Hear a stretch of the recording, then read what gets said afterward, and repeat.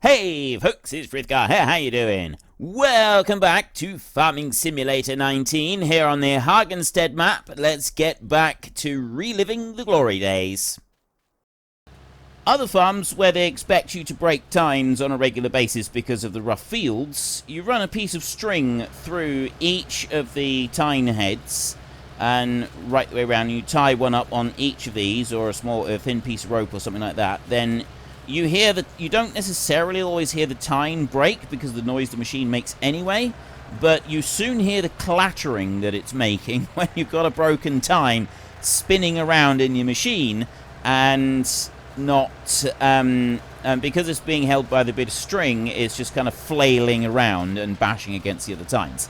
That's actually a really good thing, because you will stop your machine and you will then get out and get the broken tine. You can run a hay turner fairly well with several broken tines on it. Yes, admittedly, after a while it does start to sort of lose efficiency, but we would generally, unless we lost a complete tine on one of them, just keep going until either it was noticeable or, you know, you finish up the day's work and then you go and put new tines on the following morning. That's what you do as part of your service for the Baler. I was just thinking I need to go to the Baler in a minute. As part of the service in the morning for the hay turner, as apart from just greasing it, is also putting fresh tines on any of the ones that broke. So it was quite a regular thing to break them on most of the places I worked. And I say some places that would act like you've committed a heinous crime. It was actually only one place I worked, and they were a bit like that anyway. Didn't matter what you were doing, any damage to the machine whatsoever was entirely the fault of the person driving it, and they would get really quite angry. I didn't work for them all that long, and surprise, surprise, a lot of other people didn't work for them all that long either, because of the way that they treated their staff. I mean, yes, things do go wrong, you do have accidents, and sometimes it is the fault of the driver. If he had been a bit more careful, then it wouldn't have happened. And yes, people have a right to get upset when their machinery is being broken by someone who's not behaving in a responsible fashion. But you do get machines that break down through normal wear and tear. Like, you have this combine here. If you were to drive this combine for 25,000 hours, eventually it would get to a point where perhaps the reel would just break under normal use. They were of the opinion that such things couldn't happen, and it would be down to someone being irresponsible. And I got yelled at for some things getting broken. I seen other drivers get screamed at for things that clearly were not the fault of the driver. It was just normal wear and tear, and that was pretty much, it was one occasion, someone getting really chewed out over something that wasn't really their fault, and I thought, I'm not going to work for these people anymore. I didn't do the old, power play where I just said I'm not putting up with this kind of rubbish anymore, despite the fact that they weren't actually yelling at me at the time, and just walking off. I did, quietly get myself another job before I handed in my notice and left. When I handed in my notice, they got really, really quite nasty with me, and made my last week there a bit of a misery. So I did leave on the final day earlier than I should have done, because it was in... what were we doing? We were doing muck spreading, and the muck spreading, we would generally stay there until 8, 9 o'clock in the evening. And you just keep doing the work until, such and such a time, because that was when the place that we were working needed us to stop, where the area that we were in, we had to be stopped by, I think it was 9 o'clock or something. I can't remember exactly why we had to stop then, because it wasn't daylight, and we would normally work a bit later than that. It wasn't like the end of daylight, it wasn't the end of the day. But anyway, that doesn't really matter. You are supposed to go in that direction. There. Right, that's better. And so, yeah, I ended up, it sort of got to 5 o'clock, and it was the Friday, 5 o'clock, and I thought, you know what? They've made my life quite difficult this week, so I'm just going to make their life a little bit difficult as well. So at 5 o'clock, I stopped my tractor right where it was. It was in the middle of the yard. I'd loaded up with a fresh load of muck, and it was heading out towards the field, and I just stopped right in the middle of the track. Got out of the tractor. The owner come along and started screaming and yelling, "What do you think you're doing?" And I said, "It's 5 o'clock on Friday. I'm no longer employed by you." And there wasn't a lot that they could do about it, really, because technically I was right, because at no point anywhere on the contract did it say that I had to work until midnight on the Friday. 5 o'clock was officially the time to finish, and there was no discussion of agreed overtime hours after the 5 o'clock. So there wasn't really, I mean, yeah, don't get me wrong, there was a lot of screaming and yelling and jumping up and down, but there wasn't anything that they could do about it. And then they deliberately left it, I think as I was getting into my car, they said, "We could just not pay you for the last week." And I said, I can't remember what I said at all. I absolutely don't remember what I said to that. It was something along the lines of, you don't want to try. You don't want to try. I don't know. But anyway, I basically said, no, you don't want to do that. And then they said that they were under no obligation to actually pay me within a set time frame, so long as I had my wages within 3 months of when I earned it. And wouldn't you know it, I got a check in the post, and they knew I didn't like being paid via a check. I like to be paid direct into my bank account, which is what I was paid for all of my other stuff. But no, I got a check in the post, which was posted exactly 3 months after I left employment. So they were really difficult and awkward about everything. So that just proved that I made absolutely the right decision. But yeah, okay. You know, I don't even know how I started talking about them. It was the hay turner, wasn't it? How we have segued off into other things. Okay, so I'm quite happy with the way the combine is going on around there. I'm just going to stick with the combine until we get over to that corner over there. I'm just curious what it's going to be like. We'll let it do probably twice around the outside edge of the field, and then I'm going to put it doing land work. But I'm going to stick with it until we get over to that corner right there, directly in line with the combine right now. And then we'll go back to doing some baling. I do need to go and move the hay turner as well, so we'll do a bit of baling. We'll move the hay turner into the next field. That can get going. Let's have a drink. I'm thinking most likely we will... Oh, I know one thing that we can do. I've got the updated version. I did have a version of the Krone... I didn't go and include... Oh, wait, that's because these are hay turners. Did I get the windrower here? I did have an updated version of the Krone. Yes, I have. I got it. Krone Swadro right there. Got the updated version, or at least the version that is on the mod hub, rather than the one that I had, because the one I had wasn't apparently compatible with this one, despite the fact that it was wanting to update it or something, so I'm not quite sure. But we can test that one.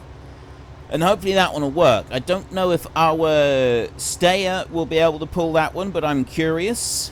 So we'll do once around the outside edge of the fields with that huge, great big Krone Swadro. And if that works, fantastic.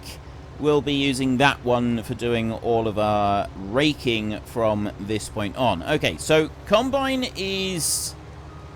doing a wonderful job over here. He's got one more little bit over there. I don't quite know why he went out as far as he did just then.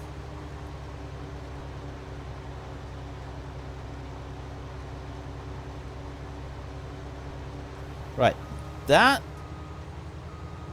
is definitely something going a little bit wrong right there. But if I put it in here, he should correct himself.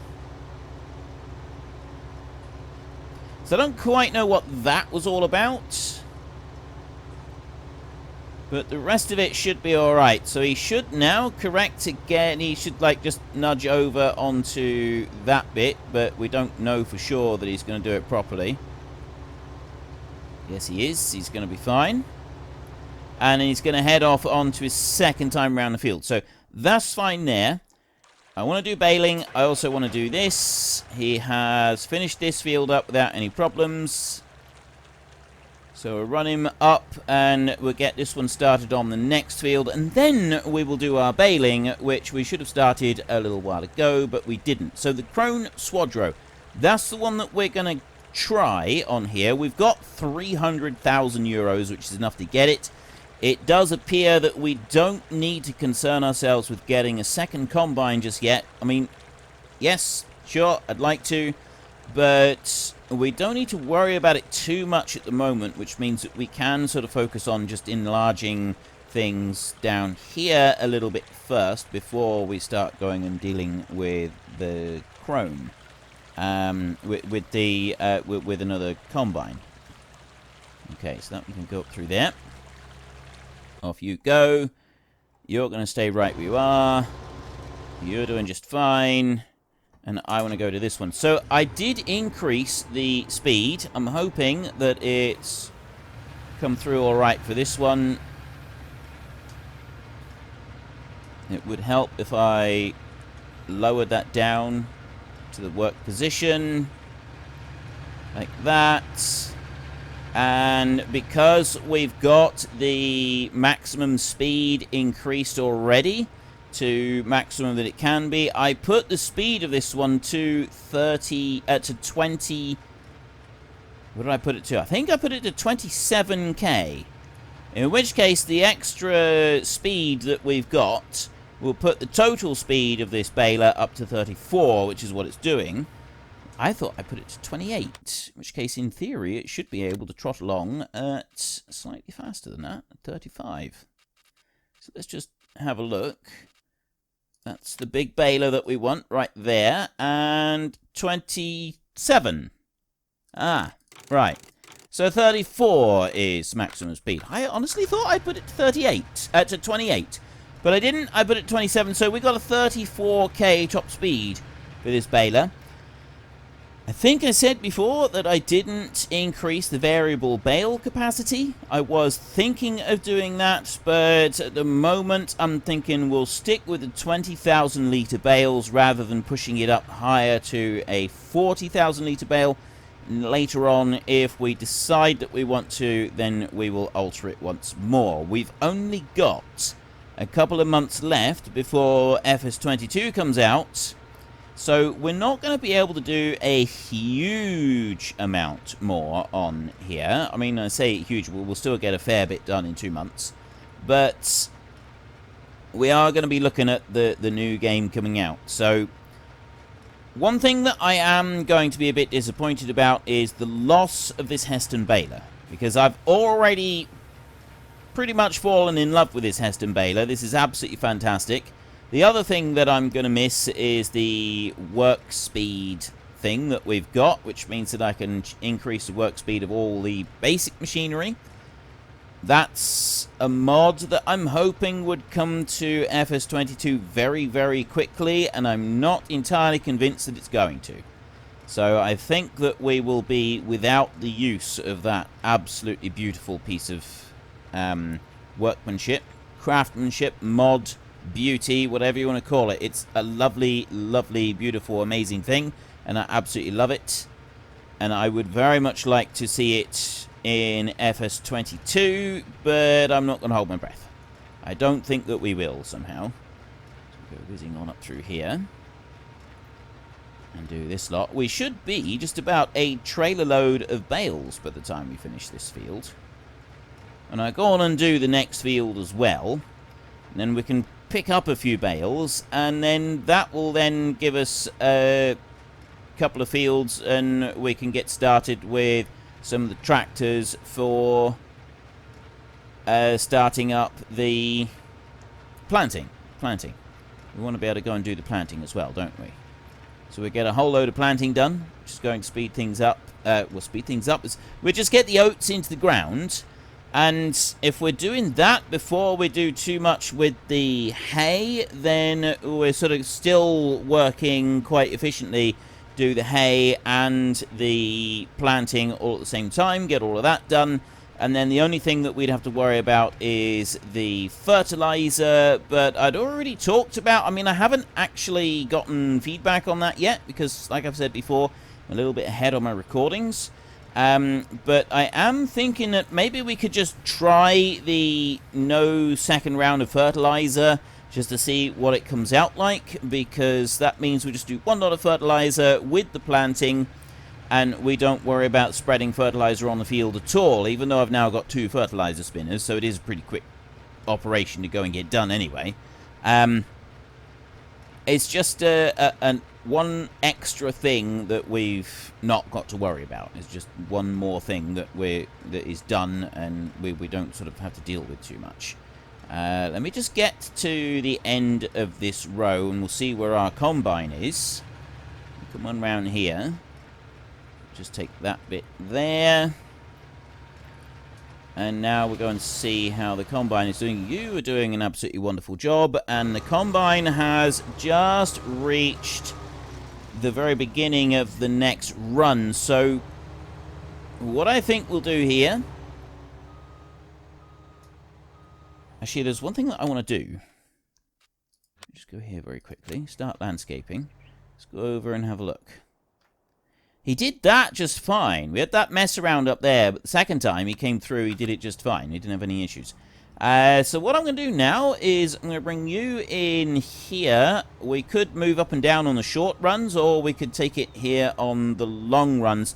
I'm going to put it here on the long runs, and I'm also going to go with normal AI for this. Put that one down there. And start whizzing up and down the field just from this side. So, in theory, you should go up 1 run here, turn around and come back, and then up on the next run he should go all the way up to the top end of the field. Although now I'm thinking maybe he won't. Thinking it's... Oh, it might be. I'm gonna... bring Helper J has completed their task. That would be the turning is all finished. That'd be you. Yeah, we just got that little field over there. I'm not going to worry about that for a second. I am going to get this one. Bring this one over. So we've got 240,000 litres of barley that we got from the other 2 fields. And we'll have a full combine from here. I was going to empty it out because I don't think that we're going to get everything into the combine that's left. So now if we go over this side and we look up through there, no, it's not going to be able to do another pass. So what I'm going to do, actually, I'm going to stop here. And then I'm going to reverse all the way back. And I'm going to do another run. So I do another run down through here, and it's this kind of thing. You remember the bits that you get to on the field, you remember where it's going. So I know now that if I had started in this side of the field after 2 rounds, if I then brought the combine down and I started on this corner with standard hired help, it would move up the field, down the field, up the field, and then the final run, it should take it all the way right down to the far end of the field. It's always worth remembering things like that if you can.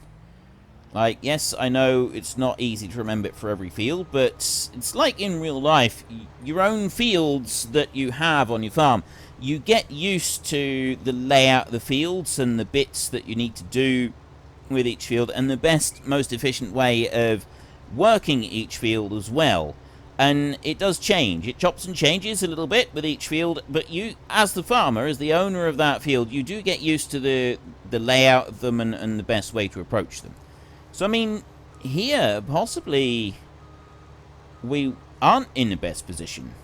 Like, maybe I should have left it where it was, because he would have gone up that way. We'll see now. I'm going to watch this one, just while he comes around, and then we'll go back and we'll do a little bit more baling. Because we've just got there's not much left on that little field. I also need to go and unhitch that one. Go and get the other Bale trailer, and we'll bring that one back through. So you are going to drop down there.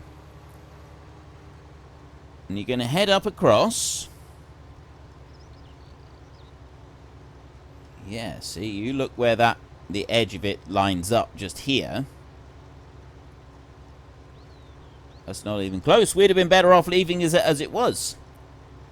I shouldn't have interfered with it. He will probably now travel all the way up to the far end of the field and do it. It didn't used to with the hired help. It wouldn't have done that previously. It would have just like cut into the crop in a really annoying way. But I think this one is actually going to go all the way down to the end of the field and do it properly. So that I'm quite pleased about. So we'll leave you to carry on and do things properly. And then we'll take this one a second and run you through to the field down here where you can finish up this job. Then we can go to... what are we going to do next? We could get a tractor and a seed... no, we're not going to get a tractor and seed drill going yet. We're not ready for that. We're not ready for that kind of commitment. Let's put you going here like this, and off you go. Okay, we'll leave that one there. You... actually, that one's turning around as 58%. I'm going to run alongside the combine with this lorry and gather up all of the grain that we've got in there.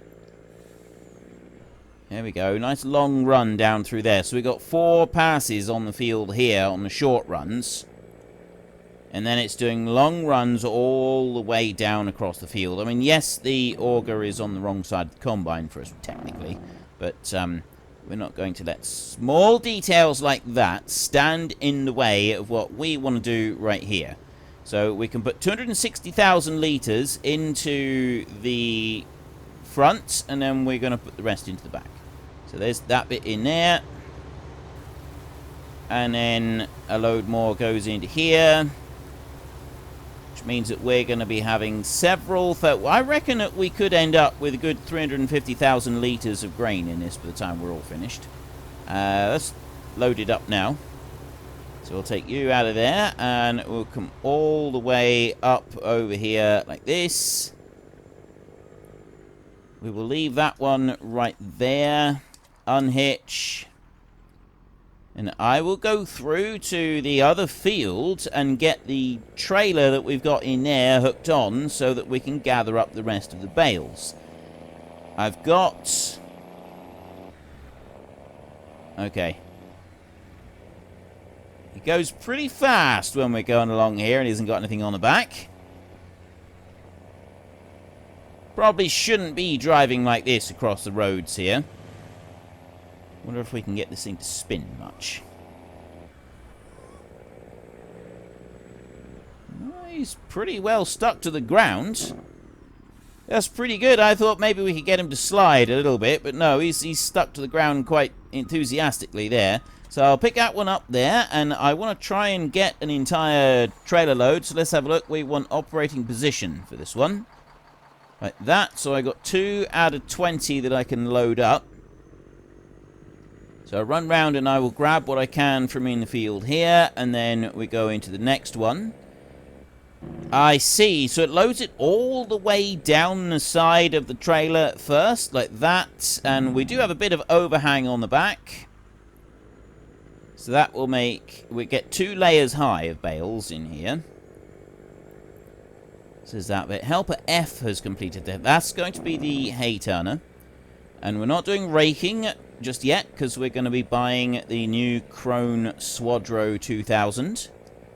A classic machine that has been used many, many times in the past. I love that sound. Oh, I love that sound. So cool. You wouldn't normally load a lorry like this if you were driving it around the fields while you're loading, because it would be leaning over to one side quite precariously right now, and that you wouldn't really want that.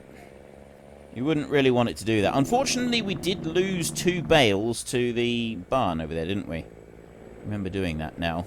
That horrifying moment where they both just vanished. Made me want to cry. Okay, I'm going to just go and get one over here. I'm crossing over the lines and everything, which wouldn't normally do. And yeah, these bales, they're loaded the wrong way. I don't think you would normally load them like this. So I don't think you do. I don't remember the last time I seen a load of Heston bales coming down the road on a lorry, so I can't remember which way up they'd put them. Maybe they do turn them back over for this, and they just have them on their sides for stacking in the fields. I don't know. Anyway, I need to press B to go to transport position, and then we can unload bales like that, and then unload bales here. So now I can move it with the mouse. So I'm just going to unload here, which is directly onto the back of the trailer, and then we put straps on the trailer like this, so that we actually have the bales on the vehicle properly. And you can see it is moving around a bit. We got rocking and rolling going on now, and that's good. I actually like that. I don't really like transporting the bales too much when they're not rocking and rolling a bit. So we've got one load out of there, so I'm guessing we're looking at 2, maybe 3 loads for what we've got here. So yes, 20,000 litre bales is pretty good. However, I'm starting to lean towards 40,000 litre bales, so that we don't even have 3 loads out of what we've got here. We've got more like 1.5 loads out of all. We'll see how many we get out of everything once we've finished. So I'm just going to bring you up and around. Barley at the moment, he's on 22,000 litres in the combine, which is looking pretty good. We'll eventually get a second trailer here as well. I love that the road is slightly uneven in places, so you do have to be a little bit careful as you're driving through. You don't want to be anchoring around the corners with your load of straw on. You've got to be a bit careful with it. It's going to be the same with the hay. You have to just treat it with a little bit of respect as we drive round. At least I do with the full loads. When I'm dealing with a part load, I tend to just... I've got it in the kind of normal loading mode. Rather than unloaded onto the trailer and strapped down, I treat it like... I don't do it like that. I tend to just sort of leave it in loading mode, so the game doesn't actually realise that there's bales on the trailer. Much more stable. It's a lot easier. I can't do a lot up here until I've shunted those sheds out of the way. So that's going to be the next thing that we do. I can't shunt those out of the way until I've emptied the straw out of them. So let's bring you down to here. We'll park you up there, and we will wait a moment. You over this side are on 28,000 litres. Still doing the long runs. If you reach 50% full, then we'll know that this field can't hold all of the crop in one go. If it doesn't reach, I think it's like 48, because I think we were about 52% when we started on that field. Then if it reaches to 50, if it goes to just like 48% or less, oops, actually, right, I don't want to be in cab, and I want to lower that one down. Mistakes were made. There we go. I am enjoying the Baler. I am liking the Baler. I never personally drove a Heston Baler, as I've said before, but I've seen enough. Unfortunately, folks, that is all we have got time for today. A massive thank you to everybody who has earned their way into the Great Book of Names. To find out some more details about all the names coming past, please head into the description and click on the link to the Discord. It's a link to another video. The link is on the other video. Please also consider checking out the links there for Nitrado, who provide gaming servers for games like Farming Simulator, Minecraft, Ark, and several others. And there's also Fanatical, who will help support your gaming habit by providing you with cheap games and also giving me a small commission on anything that you buy using my link. If you've enjoyed this particular video, then please head down below and give us a like. And if you really enjoyed it, then please tell your friends all about me. Get them to come and watch as well. That would be awesome. And until next time, thank you very much for watching. This is Frithgar. Goodbye, and see you later.